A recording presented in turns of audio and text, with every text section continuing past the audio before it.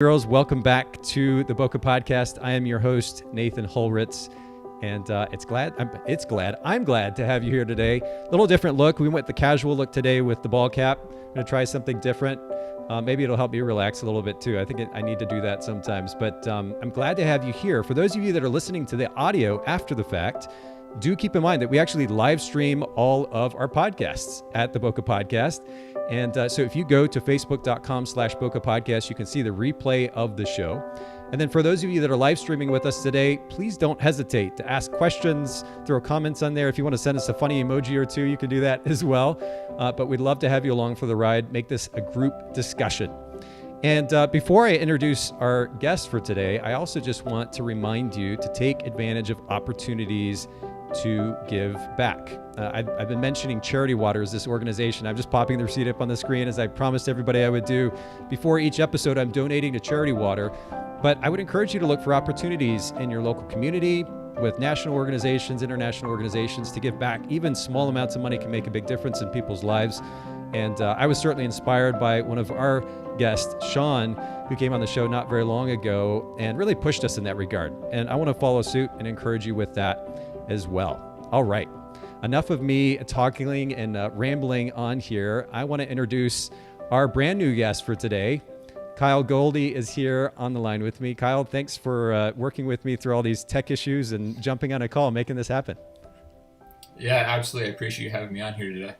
Well, and we're going to actually dig into a really, really heavy topic, a loaded topic. We were actually discussing this before we started or before we went live. It's a topic in SEO that could go so many different directions, and we could easily fill probably 20, 30 hours worth of podcast episodes getting into even just some of it. We're going to talk specifically about keywords as it relates to SEO in just a little bit. Even that topic could be multiple episodes long. We're going to try to do our best to fit in some key ideas into just this episode today. But before we go there, I usually like to ask my guests a series of questions, kind of sort of rapid fire. Sometimes they go longer than the 60 seconds that I asked for. But I start with brand position. And I know that you have both a coaching business and a photography business. Maybe for the sake of the photographers, we can talk about your photography business. Talk to us a little bit about your brand position or the value proposition that your photography business offers. Yeah, over the years, it's become a little bit easier for me because I've now been a full-time photographer, well, quote unquote full-time, right? I have these other things. I also own a coffee shop with my wife too. Wow. But I've been a photographer now, quote unquote full-time for 13 years. Okay. For the first six and a half years or so, I was a commercial fashion photographer, primarily working down in Los Angeles. And when I am having some prospects reach out to me, they are really liking that fact. They like how I have a fashion background, how I'm bringing that into the portraiture of their wedding day. And within the content itself, I'm really calling out how I'm a natural light photographer who is specializing in outdoor, away from the city weddings. I have a semi-split audience, so about 10% of my audience wants to still have a city-based wedding. Okay. And so I have about 10% of my content still reaching out to them, because if they have the budget for it, and you're still an awesome person, let's go for it. Okay. Because that person is still wanting away from the city, outdoor content for their engagement session and things leading up to it. So it's this blended approach, essentially, of my background in the fashion world, doing this for 13 years, having now worked with over 2,000 clients. Whoa. And having, a lot of background and experience going into it. So you talked about natural light photography. That piqued my interest because as a fashion photographer, I'm assuming your experience with lighting in a variety of scenarios is quite extensive. Did you ever get any kind of lashback from the fashion community when they hear you talking about wedding photography and being a natural light photographer? What was that conversation like? Yeah, so it's a good question. I initially got into weddings about 12 years ago and hated it 12 years ago. So I quickly got out of it, and I just focused on fashion at the time. What did you hate about it then? So much pressure, all the standard stuff, right? I just didn't want to be there for 8 to 10 hours a day, and working with, at the time, low budget clients who felt like they were micromanaging me, because at the time I didn't know wedding photography. I didn't know what to do. So they kind of had to micromanage me a little bit. I just dove in head first into it, completely unprepared of, what these weddings are really like. Okay. And so when I got into fashion, and I kind of climbed up the ladder, so to speak, in that industry, they really look down on the fact that you're a wedding photographer. Ah, And so I really wanted to, at that point, get intentional about splitting the brands. So the wedding brand that I created, which is called Luma Weddings, is Luma Weddings because it's not my name whatsoever. okay. And so when my fashion clients Googled for me, they found my fashion work at the time. And over time, I kind of realized, well, why am I even caring? If this fashion client over here really cares that I'm also photographing weddings, is this person really the ideal client for me? Do I want to work with this particular person because they're judging me? And over time, I actually did lose a couple of like those hoity-toity kind of fashion clients, and I didn't care. Okay. Well, Just straight up. Yeah. I'm actually on your, and I had this up for anybody who's watching or listening live. Of course, you saw this, but I pulled up Kyle's photography website, and it is lumaweddings.com, Luma, and then weddings.com. Of course, we'll link to this in the show notes at bokehpodcast.com. But man, even just a small sampling of your work here is just absolutely stunning. And obviously the notion of natural light photography doesn't in any way take away from somebody's actual talent. But I know just even in the wedding and portrait side of things, this idea of being a quote unquote natural light photographer has gotten a lot of lashback from other wedding and portrait photographers. They're like, you don't know how to handle light because you're a natural. That's just an excuse not to learn how to use lights and strobes. So I was just curious what that looked like from your end. And it sounds like you had to deal with a little bit of that too. I mean, I'll just be real. I don't give a shit, right? Like when I was shooting fashion, I was primarily shooting fashion outside on location, and I really liked to use like modifiers. So I had a lot of scrims and reflectors and teams and assistants that kind of held a lot of these things to be a bit more mobile with it. And I really just personally enjoyed for myself how this looked using natural light and just controlling natural light still using these modifiers. And then with the wedding world, I used to have a whole bunch of like the 3-point setup during the reception. I used to have some fill flash and all that. I just didn't personally enjoy it. I didn't like to lug around all this gear unnecessarily, in my personal opinion, right? Everyone's different with art and their approach. That said, I wanted to try to simplify for the sake of simplifying and see if my clients even cared, like my clients, right? And so I had the 3-point setup. So I had like really dynamic lighting during reception at these like ballroom and hotel type things earlier in my career. Yeah. And then I was like, you know what? I'm just going to leave this at home and force me into having an on-camera flash with a Gary Fong diffuser on it. Yes. And see if my client even cares. Yeah. And so I brought that with the Gary Fong diffuser, showed up, photographed him. They loved the photos. They're absolutely ecstatic over them. I'm like, okay, well, bring this to the next client. They love the photos as well. Mm-hmm. So they just don't care. My clients don't. Some clients might, my clients don't.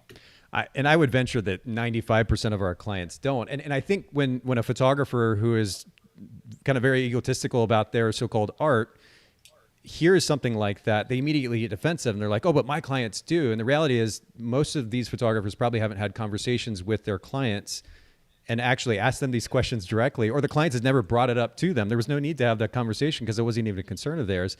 We have a tendency, I think, as photographers of maybe projecting that on our clients, and the reality is they're not noticing it. And it's not, I think the other area that some photographers might get defensive, they're like, well, so what, are you going to compromise your work because they don't care? You say don't care. And that's not the point. I think it's on us to maintain a standard, but we also have to keep some perspective and let that perspective dictate the way that we work so that we don't waste our time with unnecessary concerns. And as Andres actually commented from YouTube, he says, good for you. Glad you didn't allow them to dictate your worth. And I think that's a great point. Yeah, 100%. And again, it comes down to you kind of controlling what you deliver and the expectation of what you're going to deliver, right? So if you're having this entire portfolio and all these blog posts and all this social media content that has a 3-point setup, well, the next client's going to expect it. Whereas if you're showcasing all this work that has the on-camera flash and it's very directional light, and if they still like it and they're still hiring you and you're still getting paid what you want to go get paid, then great. Simplify the life. Like you don't need to have this 3-point setup inside the reception room. It's not necessary. Agreed. When I shot, I used to use, and I was shooting Nikon at the time, just happened to be, but I would set up these Nikon strobes on just little, Manfrotto makes these really cool clips that have a cold shoe on them. So you'd slide the remote flash onto that cold shoe and you could clip them onto a DJ speaker or somewhere across the room and just prop them up and shoot remotely. And usually I was just shooting with the on camera as fill. And then I'd use that remote strobe placed somewhere around the room, wherever it was most convenient. as the primary or the main light, it works beautifully. I mean, there's so many different things you can do with that and get creative. And yet I could carry that whole setup in a really simple backpack or, simple case. I love simplicity. I think it's the way to go. So I'm right there with you. Well, I want to keep the conversation going because there's a lot more that we have to cover. We're definitely going to link to your website, your photography website, and of course your coaching website, which we'll talk more about in the show notes at bokehpodcast.com. Everybody make sure you go there, click on that, and take a visit. But let's get to customer experience. This is another question I ask, and I know it seems a little bit cliche, but I think that customer experience, and as it very much relates, relationships are kind of the two underlying keys to a really successful business. And I'm curious if there's a big idea that drives the customer experience that you create for your clients. So I get that question asked quite often of like, how do I, better my client experience? And I used to send a bunch of like gift cards and experience things and handwritten cards and boxes and fun little things that they were, filling out as part of this questionnaire so I can understand more of the personality type to deliver to them something that's unique to them. Sure. People liked experiences. They did. They said thank you all the time. I used to give them like surprise things of artwork after the fact, and they really liked that. They still said thank you. They still sent me referrals. It's great. But again, I wanted to just test, right? And so all of a sudden I was like, you know what? I'm going to do nothing. And then I still got referrals. And then I sent out just handwritten cards, and people really appreciated the handwritten cards instead of just like an email that was sent out. Mm-hmm. But long story short, I'm still getting referrals, still getting people ranting and raving about me, which is great. And that's what we all want. But I noticed that they cared about the actual physical experience, the client communication. So I'm not taking a week to get back to them on something. I'm answering their questions before they even have the questions. Because I'm guiding them over to kind of what to expect. And here's what I recommend you do for this and this. Sure. And I just make sure that they have a hell of a lot of fun. Like I'm a good person. I joke around. I make sure that I'm, being there, making sure they're having the best day of their life, because that's what they're there to do on their wedding day. So as long as that they're enjoying working with me and they feel like this is a professional experience through literally everything, inclusive of client communication and the result and the speed of everything, then they're going to send me more business, regardless if I send them a gift card or a wine basket filled with cheese or whatever. Okay.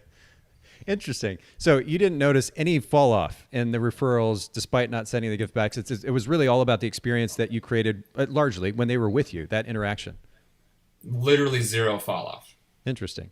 So I'm curious about this because I don't know if I were to categorize myself, I would think in many cases I tend to be a little bit more introverted, but when I think many photographers, even much more so than I am, you've probably heard this a lot in your consulting too. Photographers are like, I'm an introvert, so I'm uncomfortable meeting new people or interacting with these new clients that I have. Mm-hmm. For those photographers, do you have an idea or two that you would want to throw out there that would enable them to better, I guess, create this experience that you're talking about, especially when they're a little bit timid? Yeah, awesome question. So I'm an introverted extrovert myself, and okay. I feel that most photographers are introverted at some level. That's why we're behind the camera all the time, right? Sure. So when you're talking about trying to get over this hurdle, in my personal opinion, being someone who's introverted and being someone, by the way, who's lived with anxiety my entire life, literally since birth, this is something that just kind of comes with practice, as an example.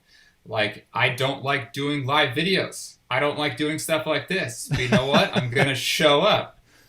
I'm going to give value, I'm going to try to be myself as much as humanly possible, and I'm going to make some jokes along that way, because that's just who I am. Like, I might not always be super comfortable, but I'm going to do it. And I'm going to pay attention to what this client is wanting at this particular time, and then give them value. As long as they're getting the value out of it, and again, I'm being quick with this communication, so they're not like waiting for this response for 3 days or a week or whatever it is. Yeah. I'm giving this person value, and I'm there for them the whole process. So really, it's just a matter of showing up. I mean, I heard you say that phrase a second ago, and I think we tend to overcomplicate things many times, and sometimes we just got to do it, right? Yeah, just try your best. That's all you can ever do. Like, if it sucks one day, hey, you suck that day. That's fine. Then the next day, it's going to be better. Like, you learn from that little mistake. You happen to do that one time. Hey, I made a mistake. I'm not going to make that mistake again. Brilliant. I love it. And you also have the support of your wonderful dog in the background there, who's like tilting his or her head. I love it. Like this little sideways. He's like, hey, what's going on? Or she. Yeah, his name's Canon, like the camera. Oh, that's brilliant. It was funny. As we were talking, he's walking up behind you and just tilting his head and trying to figure out what was going on up there. It's really cute. All right. Well, Yeah, let's he keep. wants to sit on my lap essentially as we talk here. He's Oh, just gonna okay. cry the entire time if he doesn't. All right. Well, talk to me so we're going to kind of switch gears a little bit. Time management is something I'm a little obsessed with, and I think it's played in my favor a lot of times. But I know there's always a balance to be had, right? There's something to be said for work ethic and putting a lot of hours in sometimes. What is that? I hate to use the word balance because it really just looks different for everybody. But what does time management look like for you? Is there a big idea that's enabled you to find a balance you're happy with in your life and business? Yeah, awesome question. Massive pain point of so many just business owners in general, regardless of being a photographer or not. So earlier in my career, I had, I'll just say what it was, I had a large ego. Hmm. And I hired a mindset coach for $3,500 to get me out of my own way Wow. and just really just make me come down to like the root of who I was all over again, get rid of bad habits that I was doing and letting go of some control that I was wanting to maintain within my business. Meaning, like, oh, I have to go edit my own photos. I have to do all the admin stuff inside my business. I have to go, make my own website beautiful rather than outsource that part to someone else. Mm. Because I wanted that control over it out of ego. Like, oh, if it's going to be done right, I have to do it myself. Well, that's awful. Like, Mm. that's not necessary. If you want to go do that yourself and if you're good at it, then great. But otherwise, outsource it, especially if it's taking you too long. Because when you're editing photos yourself, as an example, the way that I like to look at it is during that period of time, even though I still need to deliver this result, if I'm doing it, that's also me not marketing my business and getting in front of the next ideal client that I want to go book. Sure. So me editing my own stuff and taking the time is costing me money. Mm-hmm. So if I were to outsource the editing, then great, I'm now saving that amount of time. I can then take that time to either go do something for my marketing or go spend that time with my family because I really value my family time. So I'm curious because when you talk about ego, I can certainly relate as well. This is something you talk, and I actually like that phrase, getting out of our own way. I have gotten in my own way way too many times. And unfortunately, it's gotten in the way of relationships in many cases as well in the past. And so learning to get out of our own way is really important. This is especially true when it comes to this idea of delegation. What I found, again, was that my ego was playing into conversations that I was having with people when I asked them to do something. I just assumed that the way that I think is the way that they should think and that they should do it that way. And in many cases, I didn't communicate clearly how to do the thing the way that I was expecting them to do. Communication is such a key component of delegation. So I'm curious what you've learned about how to better communicate when you're delegating so that what's getting done is done really well, or at least to the extent that you need it to be, without, I guess, maximizing the frustration and the interaction. Yeah, I mean, because I used to outsource all my photos. At the moment, anyway, I don't. But because I'm intentionally trying to bring on fewer clients, and I've just dialed in my systems for my own editing process here, so it's still really quick. That said, when I was having more volume, time batching my work as much as humanly possible was really helpful for me. So I'm not like editing one session or one wedding or one elopement, and then I'm not editing the next one that's already like waiting to be downloaded on this card. Like I might even wait 6, 7, 8 days, cull both of these sessions now at the same time, essentially edit both at the same time, deliver both at the same time. So I'm batch working as much as humanly possible, and outside of all of those fun things, I want to try to systemize and automate as much as my client communication as possible. Mm. And even with my automations that I have, depending on the particular email that I'm sending out, I'm even telling my client that I'm sending this to within that automated email, hey, this is an automated email message. Yeah. So I'm not trying to fake it. I'm just trying to be very real with them because they don't care that it's automated. They just care that they get the answer that they're looking for in the guide that I'm sending over to them. So, yeah, I mean, at this point of my business, with my wedding business anyway, I'm working less than about an hour per week on Wow. average outside of spending time with my actual clients. So this weekend I'm photographing 2 weddings, and obviously that's a lot longer than 1 hour a week. Sure. But outside of time actually photographing people, it's about less than an hour on average. Because in winter I'm not editing stuff. Mm-hmm. In summer, I'm editing things. So I might be, editing this wedding for an hour and a half or 2 hours or whatever it takes me to do it.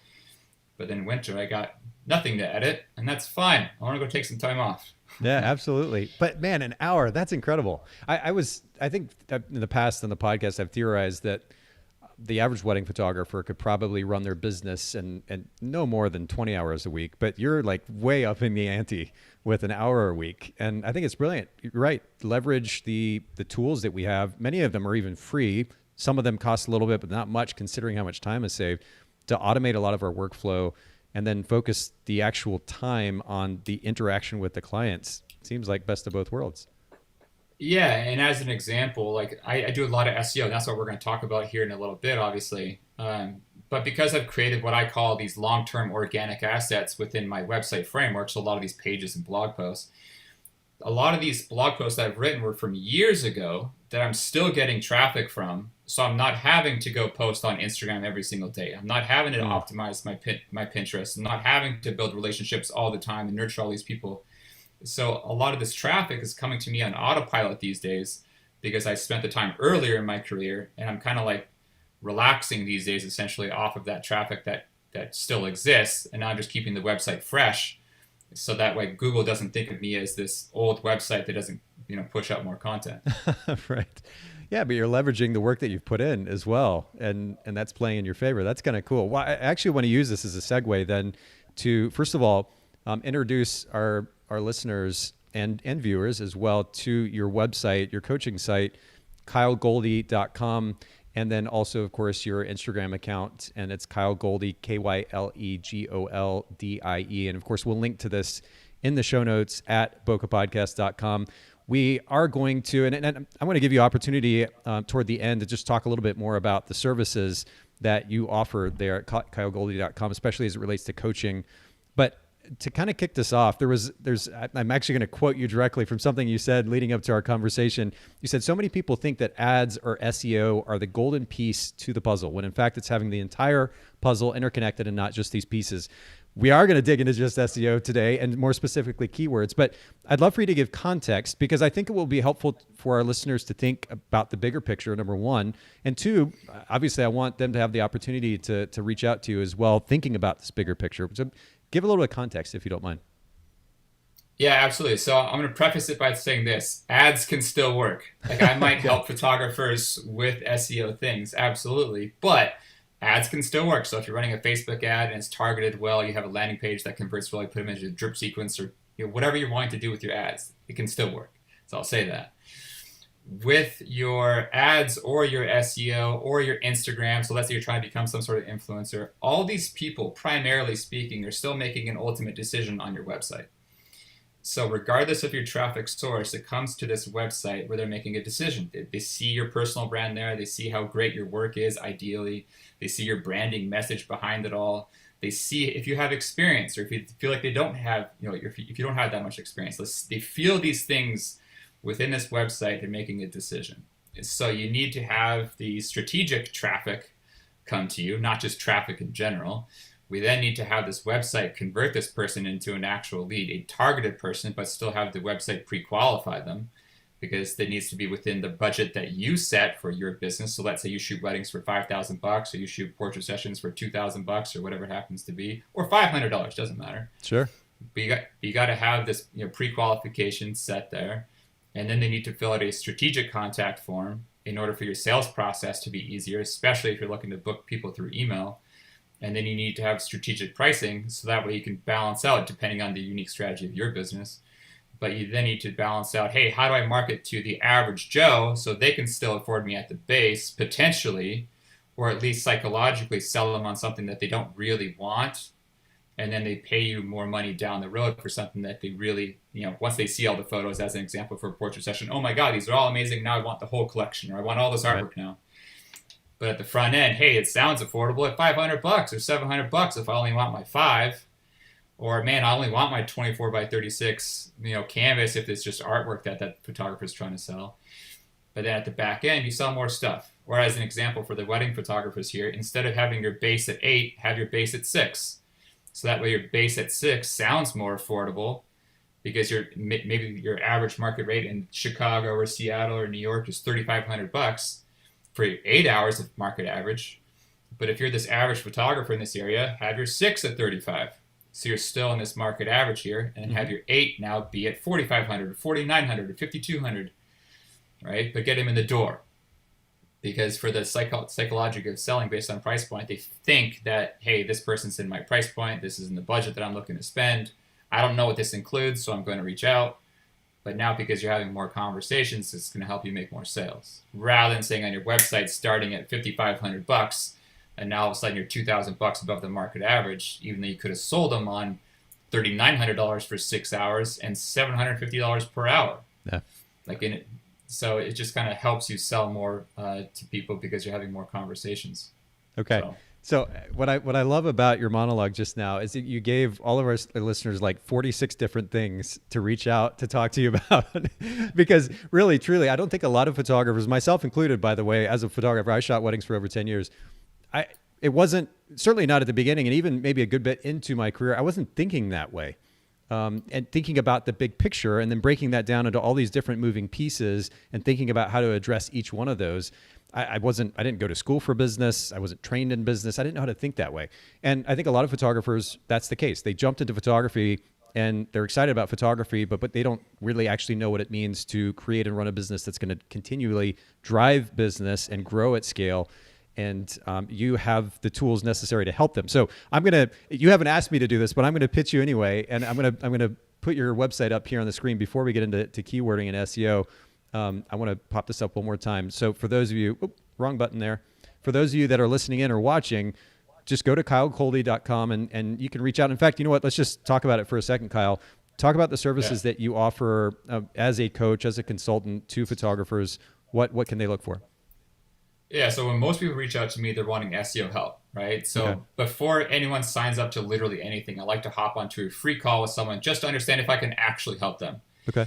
Because when someone is saying, hey, Kyle, I want help with SEO, I say, great, let's go look at your website. Because I can help you with your SEO, but if your website is honestly bad, then we need to fix this website first before we start driving traffic to it, because it's not going to convert. Okay. It's just like if someone runs Facebook ads, right? If your website is crap and the structure is not right and the branding message isn't right, the pricing isn't right, then you're going to feel like your ads aren't working. So it all starts with the free discovery call to understand with a mini business audit, essentially what your unique business needs actual help with. And then it starts with your time management, because we need to understand your actual life, because maybe you have a couple of kids at home, as an example, and you only have 10 hours a week to put into your business. Okay, well, where should this 10 hours go? What should you do and what should you outsource? What budget do you have that you can outsource certain things? What's going to make the biggest impact? And then we're going to talk about the perception of your value, the pricing behind it, your sales automations, your systems, your client communication, templates on everything. We're going to talk about advertising, marketing. We're going to talk about social media referral systems. We're going to talk about your SEO, your blogging, tools to use. It's literally everything. The shorter list is what it doesn't help you with. The shorter list is it doesn't help you run ads, and it doesn't help you with in-person sales. Everything else is what it helps you with. Okay. Fair enough. Well, we'll leave that as is. And of course, we're going to link to your website in the show notes, bokehpodcast.com, Instagram as well. We are going to briefly touch on, and it really doesn't even seem fair, but we're going to briefly touch on this topic of keywording, because I know it's such a loaded topic, SEO even more so. But just to introduce, we're gonna assume that a lot of the people listening in, maybe they've heard the terms before, right? They know what SEO as a general idea is. Maybe they're even quite sure what keywording is. Let's just start with a basic definition. When we're talking about keywords, what does that actually mean as it relates to SEO? Yeah, so essentially keywords are what someone is typing into Google to go find stuff on Google, right? So like if I'm looking for like best restaurants in Seattle, I'm going to type into Google best restaurants in Seattle. And you're going to find the top 10 restaurants according to Google and how well they've done their SEO. So it's the same thing for photographers, right? So if I'm looking for a New York City newborn photographer into Google, well, ideally, I'm going to want to see you there because that's very transactional in nature. That particular person is looking in your service area if you're in New York and if you're a newborn photographer. So the goal is to get you closer to page one on Google organically, meaning like you're not spending money in ads to get you there. Right. We were actually just reviewing our numbers today with Jill, who heads up our digital marketing. And right now, roughly 25% of our new accounts coming into Photographer's Edit are coming in via organic Google search. And I'm pretty stoked with that. I know there's... Oh, no, I wasn't saying that to get a No, that's awesome. That's super awesome. But it's pretty exciting to see. We've put a lot of work in. We've had some wonderful help as well. But certainly we see the value in it. But we've also been learning a lot through the process. And this is actually just a question genuinely for me out of curiosity. When we talk about keywords and key phrases, is there actually a difference between the two? Is keyword kind of the generic terminology that's used there? Yeah, so I just like to say keywords. Okay. Yeah, because for those of you listening, like a keyword is typically just a singular word, right? Like photographer. But if you try to rank for, let's say that you live in Miami, and if you're trying to rank for Miami photographer, well, it's not niche specific at that point, right? So if you're a family photographer or a newborn photographer in that area, then you're trying to rank for a Miami family photographer or Miami newborn photographer or both. And what I see most often with a lot of photographers, I'm saying like 90 to 95% of photographers that I talk with, they're going after their primary keyword, meaning, again, like Miami family photographer. And they're really trying to level up their SEO to help that keyword rank higher. But they're losing out on so much value when they're also going after the service area around them. So if they're going for, again, it depends on how far they're willing to travel or how far that their client is willing to travel to them. But if they look for like the beaches nearby or the largest cities that are within about an hour and a half drive, and also rank these different pages within the website for these areas that are still super transactional, that can help. And if you're something like a wedding photographer, as another example here, the brand awareness keywords, I really want everybody paying attention to this, okay? So if you are a wedding photographer, brand awareness keywords, please, go create and crank out content centered around wedding venues. Okay. Because you are then looking at keywords that are early in the buyer's journey. So this is kind of part of like keyword strategy and keyword research here. So when you're talking about keyword strategy, I want you to be looking at not just of like, hey, when are they looking for a photographer? Obviously still go after that. But look at the keywords that people are Googling for just prior to when they're looking for a photographer. So for a wedding photographer, it's going to be wedding venues and wedding planners. For a family photographer, it's way more difficult because this family doesn't have any scarcity about booking that family session. That's why that the traditional market, families are wanting their photos in summer and fall. So for a family, what you can be doing, just for brand awareness here, again, let's just use Miami still for this example, but Miami toy stores, Miami children's boutiques, things to do in Miami with kids, things to do in Miami with toddlers, Miami pediatricians, like things that families, that you know that this person's a family and they're around Miami. So if you create blog post content for things like this as a family photographer, that person can find your website. And then within this blog post, you have this call to action to visit your portfolio or visit your contact page to actually create this lead. But if they're not ready to actually reach out, you can nurture this particular person, just for family photographers here, for a Facebook group. Right? So then this person who's reached or on this website in the middle of January or February when like the volume and demand is very low, sure, like nurture them inside of a Facebook group. And then when they ask to join this Facebook group, you can ask them 3 questions when they join a group, right? So question number 1 is, what's your email address? So that way you're kind of killing 2 birds with 1 stone here. And now because you have this really valuable blog post content, you can use that inside the Facebook group. But just, sorry if I'm rambling here, but if you're not at all, if you're a wedding photographer, please, in my recommendation anyway, you don't need a Facebook group if you're a wedding photographer. For this wedding and engaged based audience, just convert this person, get them on this website, get them to fill out this contact form, and make them inquire with you so you can get them on the calendar. Okay, and maybe the answer was innate to what you just said, but when you made that distinction between family photographers and wedding photographers and why a family photographer would have a Facebook group and the wedding would not, the goal is to not bother with taking time in that group. It's just to convert them immediately. And you think that the photographers can do that more effectively with weddings in particular? Yeah, good question. Thank you for asking that. So with this family-based audience, again, like let's say that you're in Michigan and like Michigan winters are brutal. So a lot of these families are naturally not going to want a family session in January, February, March, etc. You can force their hand a little bit by creating these limited edition sessions by like booking a cabin in the woods nearby and doing like a log cabin kind of vibe and Okay. have like five slots available. Okay. But primarily this group for a family is to nurture this audience. So that way that when you do have these limited edition sessions that are off season, you can still pitch them periodically. But the primary goal of the group is to give them value, to position yourself as like this family-based expert. The group is just hosted by you as a photographer.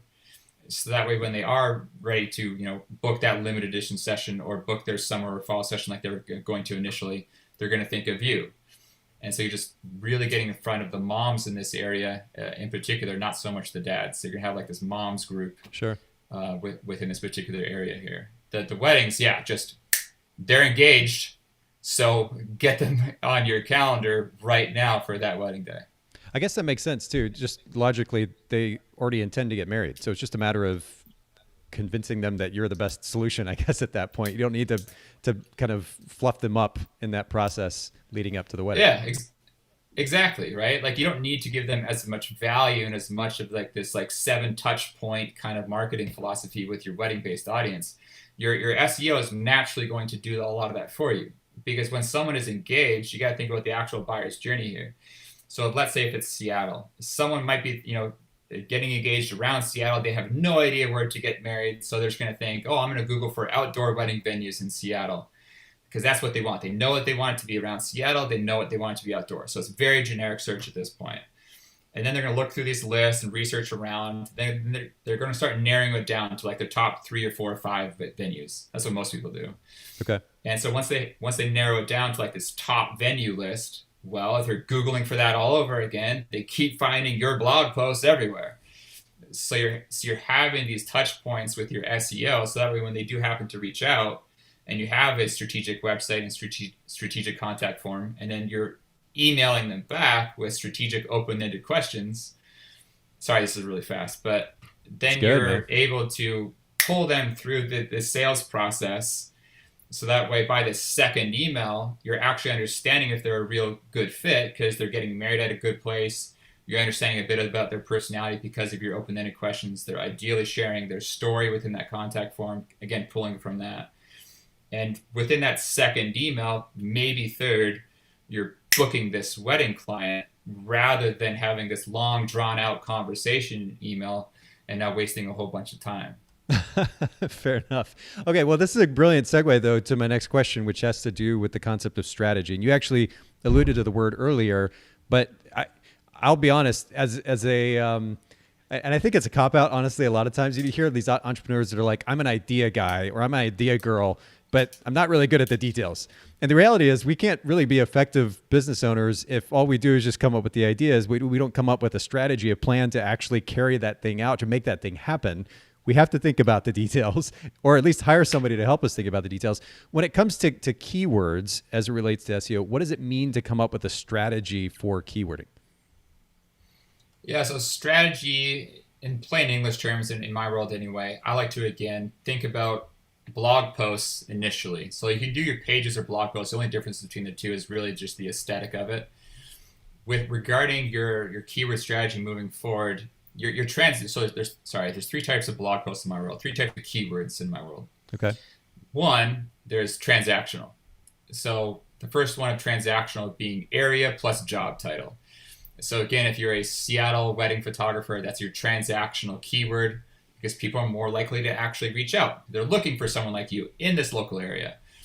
A brand awareness keyword, so keyword strategy number 2 here, is figuring out which keywords the people that are using prior to when they're looking for a photographer, ideally as close as possible to that stage. So for a wedding photographer, it could be, again, wedding planners or wedding venues.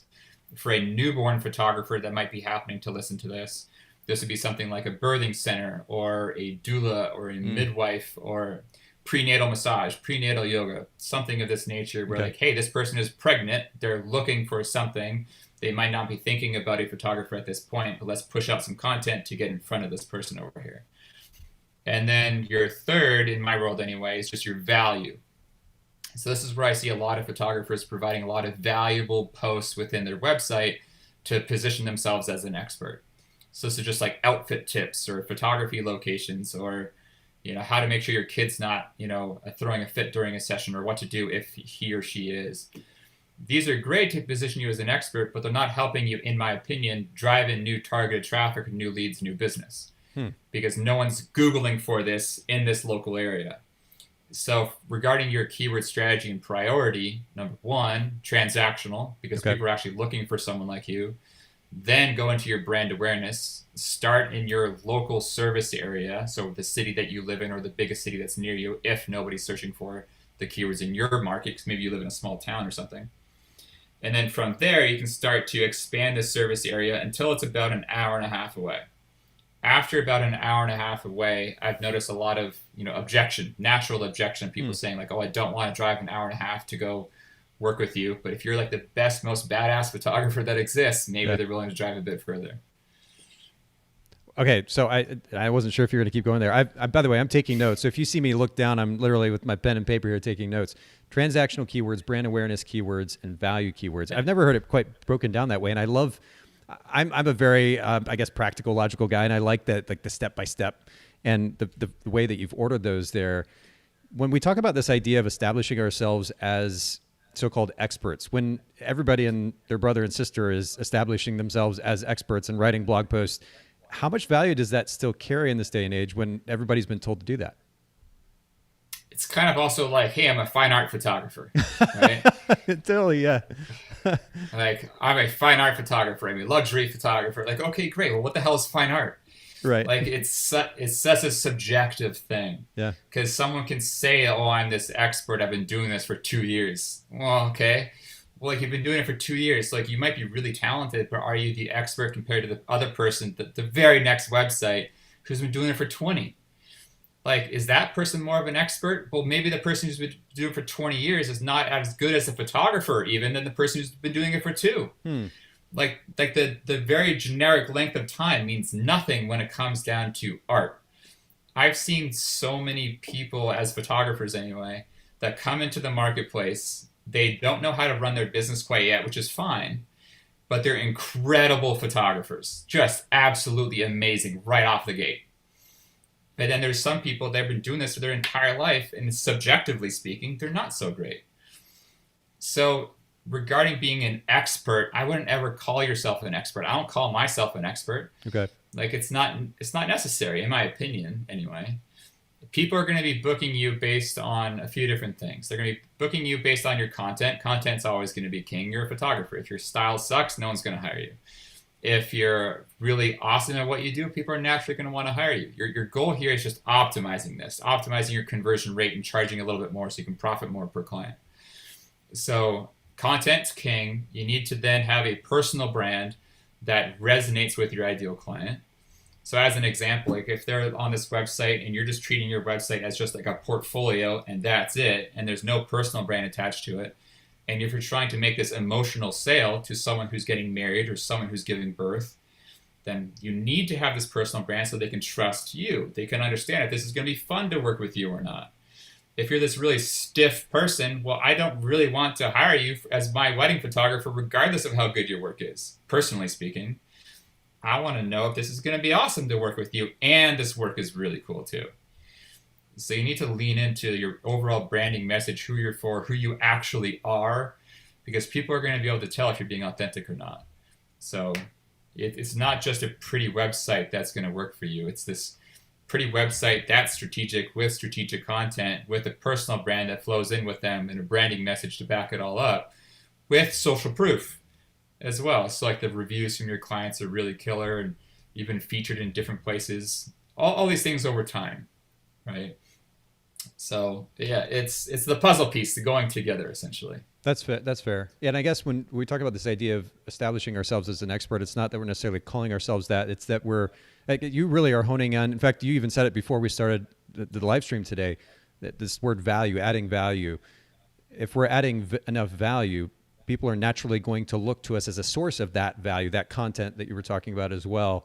And it's not just simply stating that we're an expert. It's that we're adding value that makes somebody else's life better. They're naturally going to come to us for that. Is that a better understanding of it? Yeah, and just for clarity for those listening or watching in here, when you're strategically thinking of value, what I want you to be doing is doing your SEO keyword research around the things that your ideal clients are Googling for in your local area.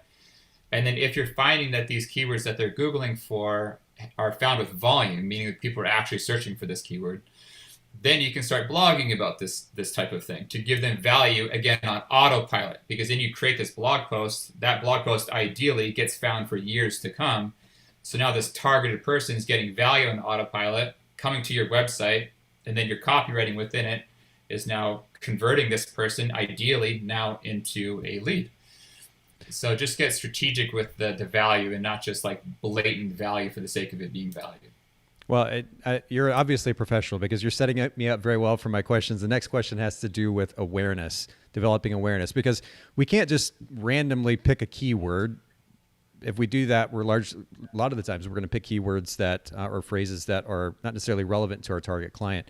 We have to develop a certain amount of relevance about what is ultimately going to drive the right clients to our website. Tools that will enable our listeners to do just that, or there's some recommendations that you can give us? Yeah, so the agency grade tools are out there like Moz and SEMrush and Ahrefs. Those are like the SEO agency grade level tools. So if those of you who are listening have more money to go spend and you like spending money on subscriptions, go for it. So those are some really awesome ones that exist. That said, most photographers don't want to go spend higher dollar numbers for these subscriptions. So the ones that I recommend to a lot of photographers are Keywords Everywhere, which is a Chrome extension that you can get just on Google Chrome. It's $10 at the moment anyway, for an entire year. And that one has 100,000 search credits that you're able to use within this $10. So it's basically unlimited search credits. So you type in like what you think your ideal client is Googling for, mm-hmm. You put it into Google and it'll spit out the very rough search volume and competition for that particular type of keyword. It's a brilliant tool. We've used it endlessly. It's so good. Yeah, it's super easy to use. It's $10 for the whole year. Everyone that's listening to this should please go get it immediately. I'm not an affiliate. I just recommend it, okay? And then Keyword Surfer is another one that I like to use in conjunction with Keywords Everywhere, specifically because when you're running these keyword searches on any platform, it's always going to be giving you like this rough number. It's not going to be giving you the specific exact number.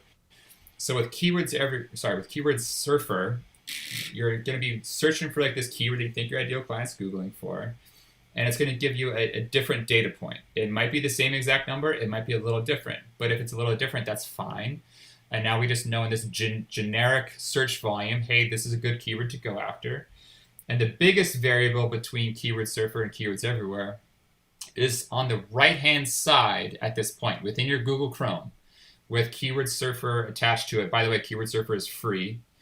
On the right-hand side, when you're typing in any keyword, it's going to tell you this big purple box, this graph that shows up, and you can click on a button that says Words.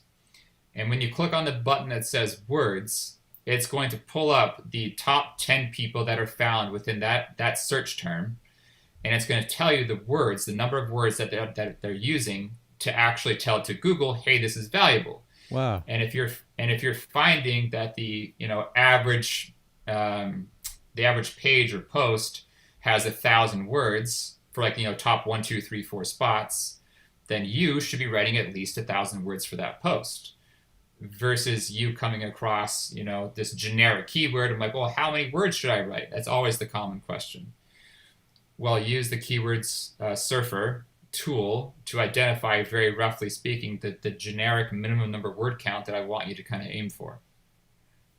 And then one more. Please. And then so there's a newer tool on the market. It was only, I think, announced about a month or two ago. It's called Keyword Chef.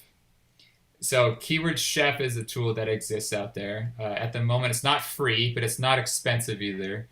But let's say that you're an elopement photographer listening in. And with this elopement-based audience, you're willing to travel around, but you don't want to be searching up each little individual thing like you're going to have to use within Keywords Everywhere.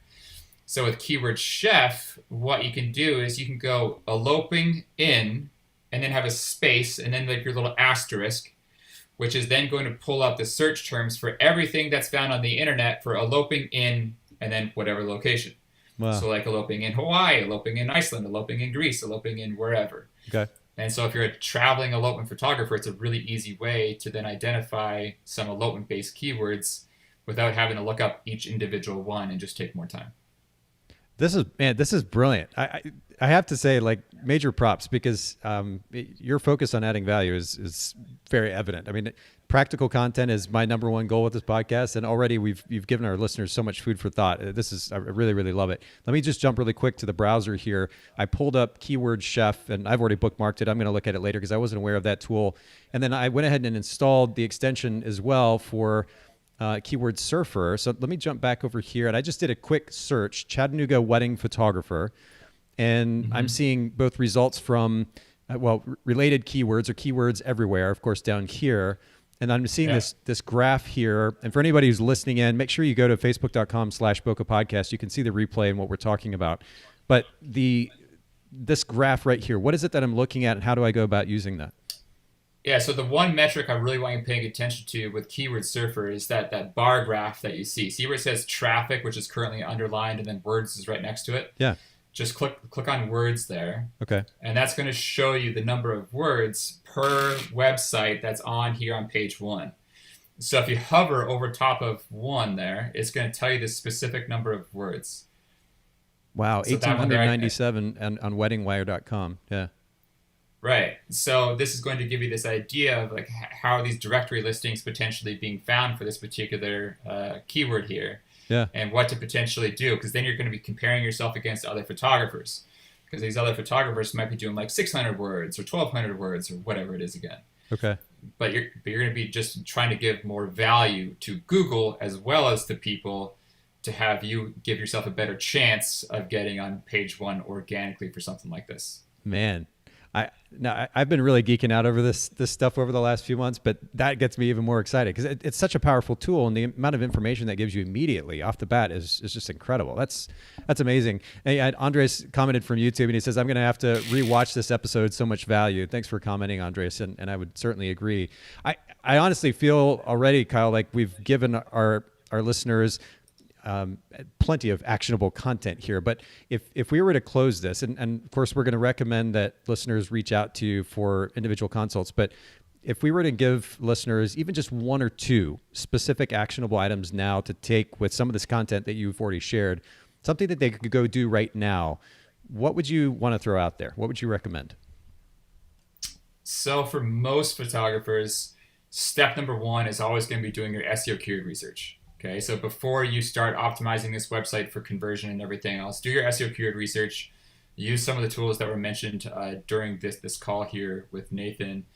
After you're doing your SEO keyword research, then go back into your website and optimize your on-page SEO at that point. So your titles, your meta descriptions, your keywords, your alt text, all that fun stuff. And then go into your website itself to make sure your current traffic that you have is converting more often. So keyword research, on-page SEO, website structure to convert more often, and then get someone to look at your pricing structure and strategy to make sure you're profiting the most amount you can per client without pricing yourself out of the market and not pricing yourself under the market either. Brilliant. I love it. Well, we're just going to leave it right there. And actually, what I am going to do is pull up your website, and I keep hitting the wrong button here. Let me there we go. Pull your website back up here. So KyleGoldie.com. And then, of course, on Instagram, Kyle Goldie, KyleGoldie. Kyle, any last words here to leave our listeners before we go? I just give a shit about your results. That's it. So, honestly, just pay attention to everything here within this episode. If anyone wants to reach out to me, they can. It all starts with a free call, and that's just KyleGoldie.com/help. That's it. That's where we can have a chat. If you don't want to do anything beyond that, that's fine. I just want to give you guys more value. I really appreciate it, Kyle. Truly, this has been super, super helpful, super valuable, really. And of course, we'll link to all the resources that we mentioned today, certainly Kyle's website and Instagram, but all the resources we mentioned, as well as the talking points, bocapodcast.com. Thank you, everybody, for listening and for chiming in. And thanks, Kyle, again for your time. Truly appreciate it. Yeah, thank you, Nathan.